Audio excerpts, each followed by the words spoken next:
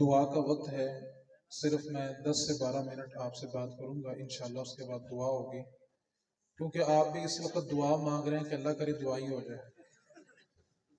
ٹھیک ہے، اس وقت آپ کیا دعا مانگ رہے ہیں کہ اللہ کرے دعا ہی ہو جائے. آپ کی دعا میں بھی دعا ہے. تو صرف میں 10 سے 12 منٹ آپ سے دو باتیں گوش گزار کرنی ہے. اللہ تعالیٰ آپ سب کا مل بیٹھنا، میزبانان محفل کا اہتمام کرنا اپنی بارگاہ میں قبول و منظور فرمائے. اللہ ان کی آنے والی نسلوں کو بھی دین پر استقامت دیں. ہم جب قرآن مجید کا تذکرہ پڑھتے ہیں تو اس میں ایک قوم کا تذکرہ ملتا ہے. جب اس قوم نے اللہ تعالیٰ کی نافرمانی کی تو اللہ تعالیٰ نے جب اس پر عذاب بھیجا تو اللہ تعالیٰ نے ساری زمین کو پلٹ دیا اور ساری کی ساری قوم تباہ ہو گئی. دوسری قوم نے جب اللہ تعالیٰ کی نافرمانی کی تو ان پر طوفان نوح آیا. نوح علیہ السلام کی کشتی میں جو انسان، جانور یا پرندے سوار ہو گئے تھے صرف وہی بچے تھے. اس کے علاوہ ساری کی ساری زمین کو برابر کر دیا گیا. آج جو خانہ کعبہ ہم دیکھتے ہیں طوفان نوح کے وقت اس کو بھی اٹھا لیا گیا تھا. جب تیسری قوم نے نافرمانی کی تو اللہ تعالیٰ نے ان کی شکلوں کو بندر کی شکلوں میں تبدیل کر دیا. چوتھی قوم نے جب اللہ تعالیٰ کی نافرمانی کی تو ان پر تیز ہواؤں کے طوفان آئے اور ہوائیں اتنی تیز تھی کہ ان کی لاشیں ان کے گھروں سے اڑتی تھی اور سمندر کی تہہ میں جا کے گرتی تھی. پانچویں قوم کا جب ہم تذکرہ پڑھتے ہیں تو جب انہوں نے اللہ تعالیٰ کی نافرمانی کی تو ان پر آسمان سے پتھر برسے. خلاصہ کلام یہ ہے کہ گزشتہ امتوں نے ایک ایک جرم کیا تو اللہ تعالیٰ نے پوری کی پوری قوم کو تباہ کر دیا. گزشتہ امتوں نے جتنے گناہ کیے تھے وہ سارے کے سارے گناہ اس امت کے دامن میں موجود ہیں. ایسا کوئی گناہ نہیں ہے جو پچھلی امت نے کیا ہو اور اس امت کے دامن میں موجود نہ ہو، بلکہ یہ امت تو اس سے بھی 2 ہاتھ آگے بڑھی اور قبروں سے مردے نکال کے ان کے ساتھ بھی زنا کیا گیا. زینب جیسی معصوم بچیاں بھی اس امت میں محفوظ نہیں رہی.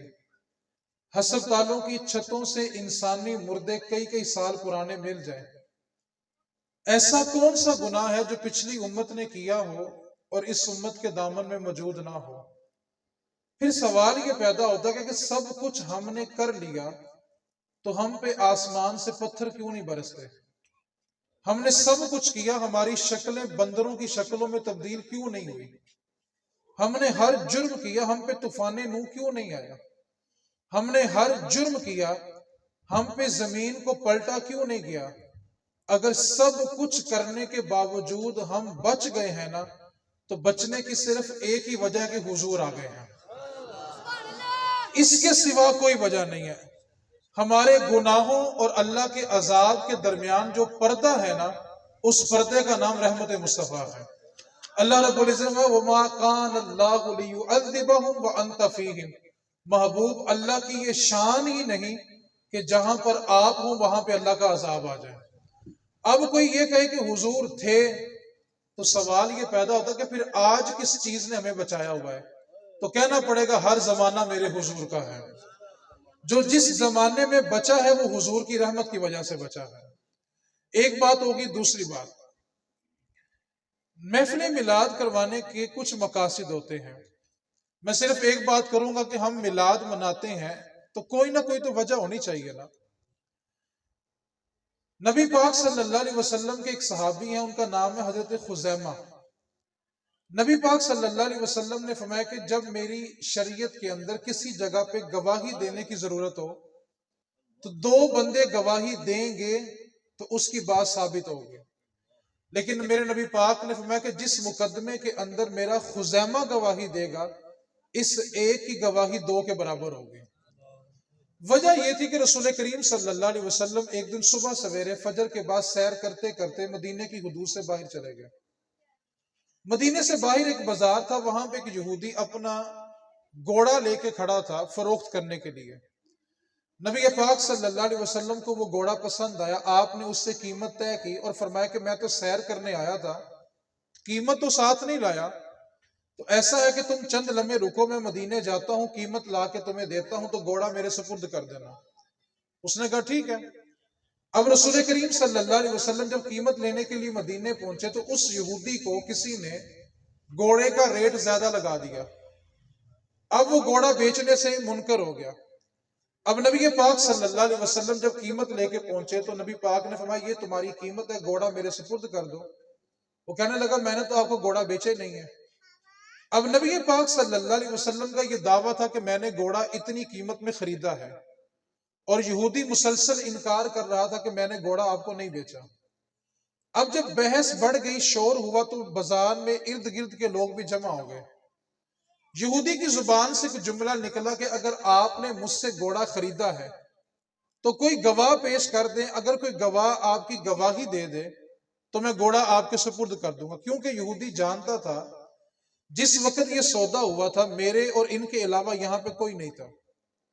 اب جو مجمع اس کے ارد گرد جمع تھا، اس مجمع کے اندر حضور نبی پاک صلی اللہ علیہ وسلم کے صحابیت خزیمہ بھی تھے۔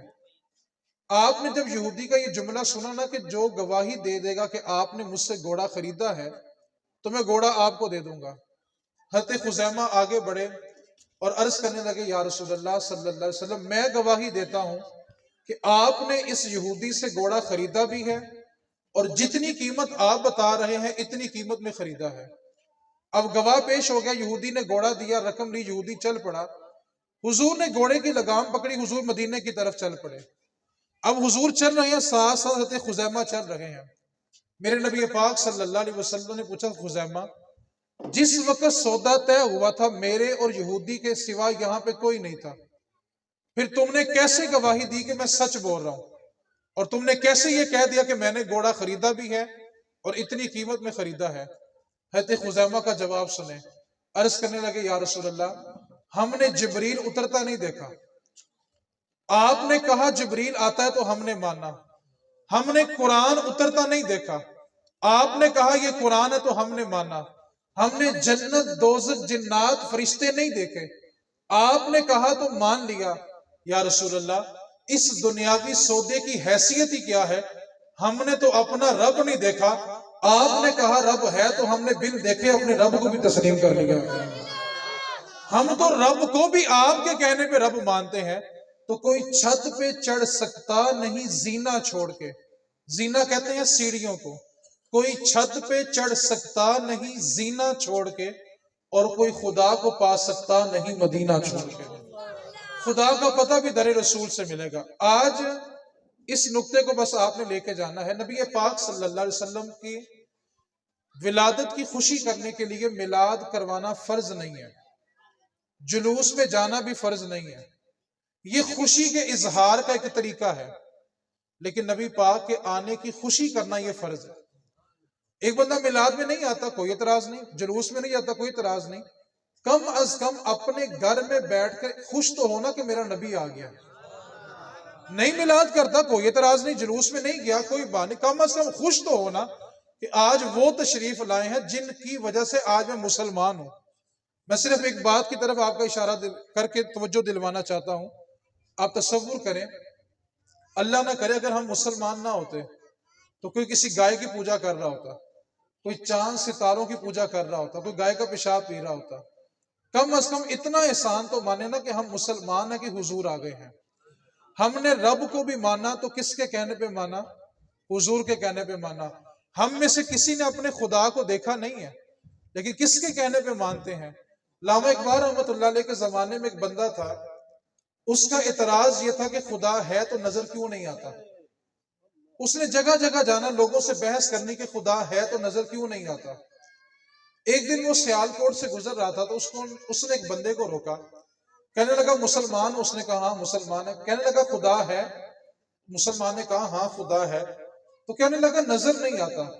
بندہ بڑا سمجھدار تھا، اس نے کہا کہ اس گلی سے سیدھا باہر نکل، سامنے اقبال کا گھر ہے، اقبال سے جا کے پوچھ کہ خدا ہے تو نظر کیوں نہیں آتا؟ باقی جتنے بھی مذاہب ہیں وہ اپنے معبود کو دیکھتے ہیں تو پھر عبادت کرتے ہیں۔ ہم مسلمان نے اپنے رب کو دیکھا نہیں ہے، لیکن بن دیکھے اپنے رب کو مانتے ہیں۔ اب وہ بندہ چلتا چلتا اقبال کے گھر پہنچا، دستک دی تو علامہ اقبال کا خادم باہر آیا۔ علامہ اقبال نے نا اپنے گھر کے صحن میں ایک کیاری لگائی ہوئی تھی پھولوں کی. صبح صبح کا وقت تھا تو علامہ اقبال نا پھولوں کو پانی لگا رہے تھے. بندے نے آ کے دستک دی، کہنے لگا میں نے اقبال سے ملنا ہے. اب اس کا اعتراض کیا تھا کہ خدا ہے تو نظر، بولے تو صحیح، خدا ہے تو نظر. اب علامہ اقبال کے گھر پہنچا، دستک دی، آپ کے خادم نے دروازہ کھولا، اس نے کہا میں نے اقبال سے ملنا ہے. اس نے آ کے علامہ اقبال کو، اقبال نے کہا اس کو بلا لو. اب علامہ اقبال اپنے گھر کے صحن میں نا پھولوں کو پانی لگا رہے تھے. بندہ گھر میں داخل ہوا تو اقبال نے اس کو یوں نظر بھر کے دیکھا. اقبال بھی تو اقبال تھا نا. علامہ اقبال اکثر اپنی کلاس میں نا لیٹ جاتے تھے. تو ایک دن استاد نے کہا اقبال تم دیر سے آتے ہو. اقبال کہنے لگے استاد جی اقبال دیر سے ہی آتا ہے، اقبال جو ہے وہ دیر سے آتا ہے. علامہ اقبال عاشق رسول تھے. آپ سے ایک دن آپ کے ایک شاگرد نے پوچھا اقبال حجرہ رسول افضل ہے یا کوہ طور افضل ہے؟ تو ایک علامہ اقبال فرمانے لگے حجرہ رسول سے کوہ طور کو نسبت ہی کیا ہے؟ میرے نبی پاک کے حجرے میں جو جھاڑو دیا جاتا ہے اس سے جو گرد اڑتا ہے کوہ طور تو اس کا مقابلہ نہیں کر سکتا. کیونکہ کلیم وہ ہوتا ہے جس کو یہ دعا کرنی پڑتی ہے رب اشرح لی صدری، اے اللہ میرا سینہ کھول دے. اور حبیب وہ ہوتا ہے جس کو رب خود کہتا ہے الم نشرح لک صدرک، سونے ہم نے تیرا سینہ پہلے کھول دیا ہوا ہے. اب وہ بندہ علامہ اقبال کے گھر میں داخل ہوا، کہنے لگا اقبال، جب اس سلام لیا تو علامہ اقبال نے نا اپنی کیاری میں سے ایک پھول توڑا، گلاب توڑا اور آنے والے بندے کو دے دیا. اب اس نے پھول لیا، سونگا، کہنے لگا اقبال خوشبو بڑی کمال ہے. کیا کہنے لگا؟ اس کا سوال کیا تھا کہ خدا ہے تو نظر. اب اس نے کیا کہا اقبال خوشبو بڑی. علامہ اقبال مسکرا پڑے، مسکرا کے کہا خوشبو نظر کیوں نہیں آتی؟ خوشبو ہے تو نظر کیوں نہیں آتی؟ اس کو سمجھ آ گئی کہ خدا ہے لیکن نظر، درد ہوتا ہے لیکن نظر، سردی گرمی محسوس ہوتی ہے لیکن نظر نہیں آتی. تو ہم نے اپنے خدا کو بھی مانا تو در مصطفیٰ سے مانا ہے، ورنہ ہمارے پاس حضور کے سوا کوئی دلیل نہیں ہے کہ ہمارا خدا ہے. ہمیں حضور نے بتلایا کہ خدا ہے. دو باتیں میری جو میں نے کرنی تھی مکمل ہوگی. آخری جملہ ہے، آخری میرا پیغام ہے. جتنے احباب یہاں پہ تشریف فرما ہے، ہم صبح سے لے کے نا شام تک مشقت کرتے ہیں، مزدوری کرتے ہیں رزق حلال کمانے کے لیے. آپ سب اپنی اپنی اولاد کے لیے کماتے ہیں، لیکن میرا آپ سے ایک سوال ہے، جس اولاد کے لیے آپ نے اتنی مشقت کی ہے، آپ جس اولاد کو پالنے کے لیے، بڑا کرنے کے لیے اتنی مشقت کر رہے ہیں، کبھی سوچا کہ وہ اولاد آپ کا جنازہ پڑھنے کے بھی قابل ہے کہ نہیں ہے؟ ایک بندے نے 35 40 50 لاکھ کا گھر بنا لیا، 4 5 لاکھ کی اپنے بچے کو گاڑی بھی لے دی. جب وہی باپ دنیا سے جاتا ہے نا تو جوان 4 5 بچے ہوتے ہیں، وہ باپ کے سرانے کھڑے ہوتے ہیں اور باپ کے سرانے کھڑے ہو کے نا کسی کو ٹیلی فون کرتے ہیں کہ آ کے ابو کو غسل دے دو. یقین کرو اس سے بڑا غریب باپ کوئی نہیں مرا جس کے مرنے کے بعد اس کے بچے اس کو ہاتھ لگانے کے لیے بھی تیار نہیں ہے. ماں ہے نا، ماں جب بیٹی چلنا شروع کرتی ہے نا تو اس دن اس کا جہیز بنانا شروع کرتی ہے، اور رخصت کرتے وقت تک بھی اس کا جہیز مکمل نہیں ہوتا. لیکن جس بیٹی کے لیے ماں نے ساری زندگی گزاری ہوتی ہے نا، ماں کے مرنے کے بعد وہ بیٹی کانٹے بالیاں چوڑیاں اتارنے کے لیے تو آگے آتی ہے، ماں کو نہلانے کے لیے آگے نہیں آتی. یقین کریں اس سے بڑا غریب ماں باپ کوئی نہیں مرا جس کے مرنے کے بعد اس کے بچے اس کو ہاتھ بھی نہ لگائیں. جس اولاد پر آپ کو مان ہے نا، آپ کے کفن کا بچا ہوا کپڑا بھی اولاد اپنے گھر میں نہیں رکھے گی. جس صابن سے ماں باپ کو نہلایا جاتا ہے نا، بچے وہ صابن بھی اپنے گھر میں نہیں رکھتے. کہتے ہیں اس سے مردے کو نہلایا ہوا ہے. اپنی اولاد کو سب کچھ دیں، جتنا جی چاہتا ہے دیں، لیکن کم از کم نبی پاک کا اتنا دین ضرور دے دینا کہ مرنے کے بعد غسل کفن کے لیے ترسنا نہ پڑے. آپ جس اولاد کے لیے ساری زندگی گزار رہے ہیں نا، آپ مجھے ایک بات بتائیں، کیا اولاد کی ہچکی آنسو آپ کی بخشش کروا لیں گے؟ ایک بیٹا ہے آپ سے بڑا پیار کرتا ہے، آپ کے جنازے میں ہچکی لے کے روتا بھی ہے، لیکن مجھے بتائیں اگر وہ جنازے میں خاموش کھڑا ہے تو آپ کی بخشش ہو جائے گی؟ اپنی نسلوں کو دین دے دیں. دین نہیں دیں گے تو مرنا بڑا مشکل ہو جائے گا. میں نے جس بات کی طرف اشارہ کرنا تھا وہ بات یہ تھی، ہم نہ اپنی نسلوں کو صرف رسم و رواج دے رہے ہیں، دین نہیں دے رہے۔ جب ماں یا باپ کو دفن کر کے بیٹا واپس گھر آتا ہے نا، تو اس کو فکر بھلا کیا ہوتی ہے؟ صبح منڈی فروٹ لینے جانا ہے، چنے لینے جانا ہے، دیگوں کا سامان لینے جانا ہے۔ کاش ماں باپ نے اولاد کو یہ فکر دی ہوتی، بیٹا فروٹ منڈی سے فروٹ آئے یا نہ آئے، جس وقت تیرے ماں باپ قبر میں حساب میں پھنس جائے نا، ان کے سرانے بیٹھ کے قرآن کے رکوع پڑھ لینا۔ وہاں ماں باپ بیچارے حساب میں پھنسے ہوئے ہیں، ہم نے اولاد کو کیا فکر دے دی کہ تم نے جا کے کھانے تقسیم کرنے ہیں؟ ماں باپ کو اس وقت قرآن کی نماز کی حاجت تھی، ہم نے اولاد کو کن رسم و رواجوں میں لگا دیا۔ میرے نبی پاک صلی اللہ علیہ وسلم نے فرمایا کہ جس جگہ اللہ کا قرآن پڑھا جاتا ہے نا، جب زمین والے آسمان کی طرف دیکھیں تو ستارے چمکتے ہوئے نظر آتے ہیں۔ اسی طرح جب آسمان کے فرشتے زمین کی طرف دیکھتے ہیں تو وہ گھر ستاروں کی طرح چمک رہے ہوتے ہیں جن گھروں میں اللہ کا قرآن پڑھا جا رہا ہوتا ہے۔ اور میرے نبی پاک نے جس جگہ قرآن پڑھا جاتا ہے، اللہ کی رحمت کے فرشتے اپنے پر کھول کے اس جگہ کو ڈانپ لیتے ہیں۔ آپ مجھے بتائیں، جب اللہ کی رحمت نے ڈانپا ہوگا، نیچے ماں باپ حساب دے رہے ہوں گے، اوپر بیٹا بیٹھے قرآن پڑھ رہا ہوگا، بتاؤ اس کی بخشش ہوگی کہ نہیں ہوگی؟ ہم نے اولاد کو صرف رسم و رواج دیے ہیں، دین نہیں دیا۔ اس واسطے اپنے بیٹوں کو ڈاکٹر بنائیں، انجینئر بنائیں، اپنے کاروبار پہ بٹھائیں، دین منع نہیں کرتا، لیکن کم از کم ایک بچہ دین پہ لگا دیں، مرنے کے بعد غسل کے لیے نہیں ترسو گے۔ جس اولاد کے لیے آپ لاکھوں روپیہ جوڑ کے جا رہے ہو نا، وہ اولاد 1000 روپیہ اجرت دے کے اپنے باپ کو غسل دلواتی ہے۔ آپ کے میرے غسل کی اجرت صرف 1000 روپیہ پڑے گی۔